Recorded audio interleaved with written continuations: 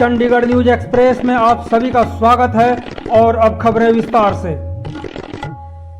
चंडीगढ़ के हजारों सरकारी कर्मचारी अपनी मांगों को मनवाने, प्रशासन और केंद्र सरकार पर दबाव बनाने के लिए सर्व कर्मचारी संघ का इसी माह सितंबर में गठन हो जाना है, जैसा कि दावा किया जा रहा है। इस प्रकार शहर की सभी कर्मचारी यूनियनों के पदाधिकारियों को संघ में प्रतिनिधित्व दिया जाएगा और एक कॉमन मिनिमम प्रोग्राम बनाकर यूटी प्रशासन से लंबित मांगों को लेकर लड़ाई लड़ी जाएगी। इसको लेकर कर्मचारी नेताओं अजीत सिंह और डॉक्टर धर्मेंद्र से बातचीत की तो उन्होंने पूरी जानकारी दी। पहले सुनते हैं कर्मचारी नेता अजीत सिंह को, फिर जानेंगे डॉक्टर धर्मेंद्र शास्त्री से। बात यह है कि हमें पंजाब सरकार ने एक मौका दे दिया है कि जो सेंटर के पे स्केल जो हम पे ये थोपने जा रही है, इसके बारे में मुझे लगता है कि चंडीगढ़ एक ऐसा एम्प्लॉय सिटी है जहाँ पे सेंटर के भी, यूटी के भी, चंडीगढ़ के भी, पंजाब के और हरियाणा के 4 स्टेटों के कर्मचारी रहते हैं।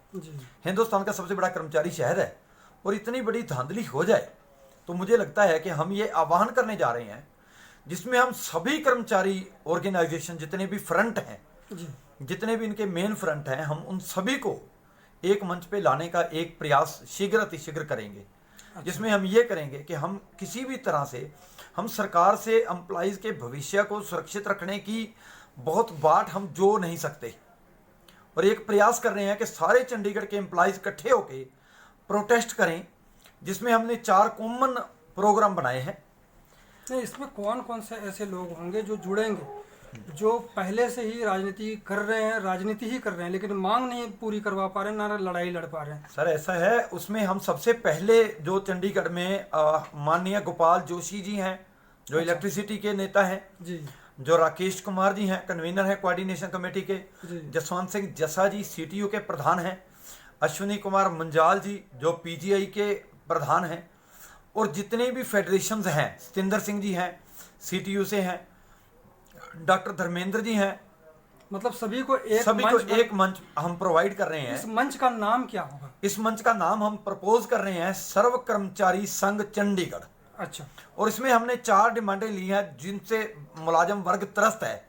एक, हम पंजाब गवर्नमेंट के खिलाफ हम प्रोटेस्ट करेंगे। दूसरा, हम ये चाहते हैं कि कर्मचारी ठेकेदार के बदलने के बाद कर्मचारियों का शोषण ना हो, कर्मचारी ना बदले जाएं। तीसरी डिमांड हम ये कहेंगे कि कॉन्ट्रैक्ट के कर्मचारियों को नियमित किया जाए। म्यूनिसिपल कॉर्पोरेशन जो स्मार्ट वॉच जो इंट्रोड्यूस करके बंधुआ मजदूरी सिस्टम जो है, हम इसका विरोध करेंगे। और उसके अलावा हम प्राइवेटाइजेशन जो बिजली डिपार्टमेंट की हो रही है, इसके बारे में हम 5 ये कॉमन मिनिमम प्रोग्राम लेके चल रहे हैं। उसके बारे में हम परसों सारे कर्मचारी नेताओं को बुलाएंगे। इसमें कौन सा दिन हो गया? बुधवार को। बुधवार, ठीक है। और हम इस पे किसी को ड्राइविंग सीट नहीं दे रहे। जैसे गोलमेज कॉन्फ्रेंस है, सभी का हित साझा होगा, इसलिए हम एक कॉमन फ्रंट बनाएंगे।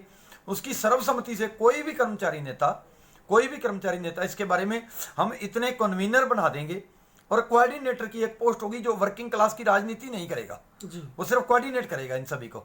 तो हम ये सोच रहे हैं और उसके बारे में मैं सोच सकता हूं कि अब आगे जो भी अंजाम देखा जाएगा, खुदा तराश लिया हमने बंदगी करके, ये बहुत ज्यादा मुलाजिम वर्ग त्रस्त है।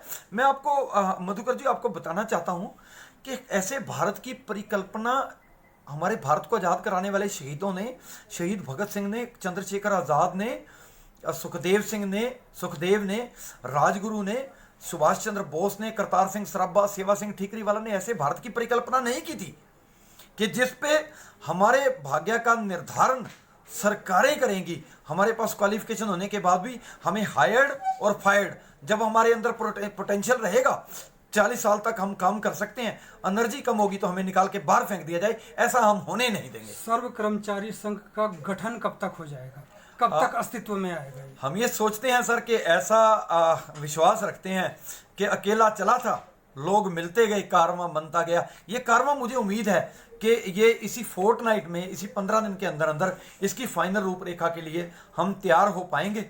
और इसके बारे में हमारी बातचीत चल रही है। हम सोचते हैं कि कोई बेटर सेंस प्रवेल होगी और हम बहुत शीघ्र इस नतीजे पे पहुंच जाएंगे कि चंडीगढ़ में एक साझा मुलाजम महाज होगा जो साझा संघर्ष करेगा, जिसका नाम सर्व कर्मचारी संघ होगा, और सर्व कर्मचारी संघ के नाम से हम अपने सारे बैनर एक तरफ रख के अपनी प्रायोरिटीज को परित्याग करके हम मुलाजमों के लिए सारे इस कॉमन मिनिमम प्रोग्राम पे लड़ेंगे, क्योंकि इस कॉमन मिनिमम प्रोग्राम पे किसी को कोई एतराज नहीं होगा। अब कर्मचारी नेता डॉक्टर धर्मेंद्र को सुने। हमारी कई नेताओं से बात हुई है, उन सभी नेताओं ने इस बात के लिए सहमति दी है कि भाई हम एक मंच पर इकट्ठा होकर के ही अगर लड़ेंगे तो जीत सुनिश्चित होगी। मैं एक छोटा सा उदाहरण दे करके बताना चाहता हूँ।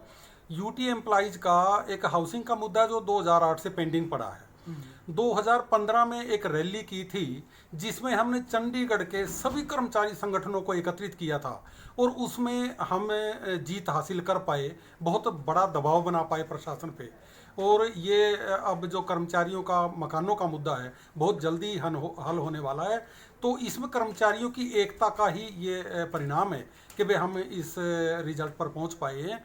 तो अब जो दूसरे हमारे बहुत सारे मुद्दे हैं, जैसे अजीत सिंह जी ने भी आपको बताया होगा कि एक तो जो अभी पंजाब गवर्नमेंट जो करने जा रही है वो सेंटर के पे स्केल्स के तहत ही अपने पंजाब के कर्मचारियों को पे स्केल्स देना चाह रही है। 6th पे कमीशन में जो कर्मचारियों को उम्मीद थी कि भाई हमारे को बढ़े हुए वेतन मिलेंगे, लेकिन अब तो लोग डरे हुए हैं। उनको लगता है कि अगर किसी की 50,000 सैलरी है तो वो तो सोचता है कि मेरी तो 35,000 रह जानी है, बिल्कुल, क्योंकि वहाँ पर उनके जो अलाउंसेज हैं वो ख़त्म हो जाने हैं। तो दूसरी बात ये है कि एक तो हम पंजाब गवर्नमेंट के खिलाफ ये प्रदर्शन करेंगे, विरोध करेंगे इस बात का कि भाई हम इस चीज़ को बिल्कुल मंजूर नहीं करेंगे।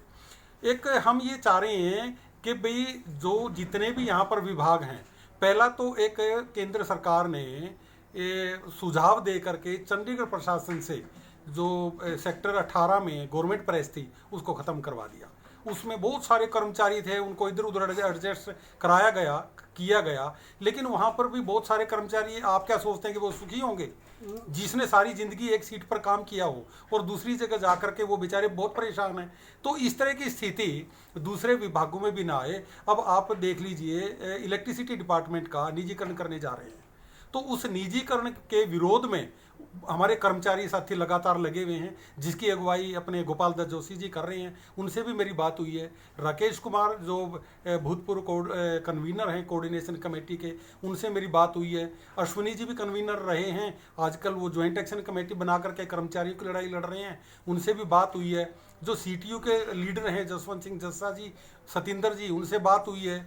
इधर हॉर्टिकल्चर के जो हैं, पब्लिक हेल्थ के हैं, राजा राम जी और मलकीत जी, उनसे भी बात हुई है। और जितने भी हमारे कर्मचारी नेता हैं उन सभी साथियों से किसी से कम किसी से ज़्यादा बात हो चुकी है और एक मंच बनाने के लिए सभी साथी राजी हैं। जैसे आपने कहा कि एक मंच हम तैयार करने जा रहे हैं, हाँ, जितने भी अलग अलग यूनियन के प्रधान हैं तो उनकी तो प्रधानी चली जाएगी, उनको तो ये भी डर होगा कि हम आपके साथ जुड़ेंगे, प्रधानी चली जाएगी। देखिए, हम इसमें इस प्रकार की व्यवस्था करेंगे, इस प्रकार से इसको संघ को चलाएंगे, सर्व कर्मचारी संघ को, कि किसी को ये ना लगे कि भाई यहाँ पर प्रधान कोई बन गया और जनरल सेक्रेटरी कोई बन गया। हम पूरी सहमति के साथ ही इसको चलाएंगे और अपने अपने संगठनों में वो काम करते रहें। लेकिन जब भी हमने चंडीगढ़ प्रशासन की गलत नीतियों के खिलाफ, सरकार की नीतियों के खिलाफ अगर सड़कों पे उतरना पड़े, विरोध प्रदर्शन करना पड़े, तो सारे साथी एक जगह उस संगठन के बैनर के नीचे आ जाएं। कई यूनियन हैं जो कि पार्टी से वो एफिलिएटेड हैं। बिल्कुल ठीक है। तो ऐसी परिस्थिति में उनको कैसे आप समझा पाएंगे कि क्योंकि वो उनकी पार्टी की जो नीति है वो उससे प्रभावित हो सकता है? चाहे बेशक कोई किसी पार्टी से जुड़े हुए हों, किसी पार्टी के नीतियों से वो रखते हों, लेकिन हमें एक चीज़ तो आप माननी पड़ेगी ना कि सभी कर्मचारियों का हित चाहते हैं।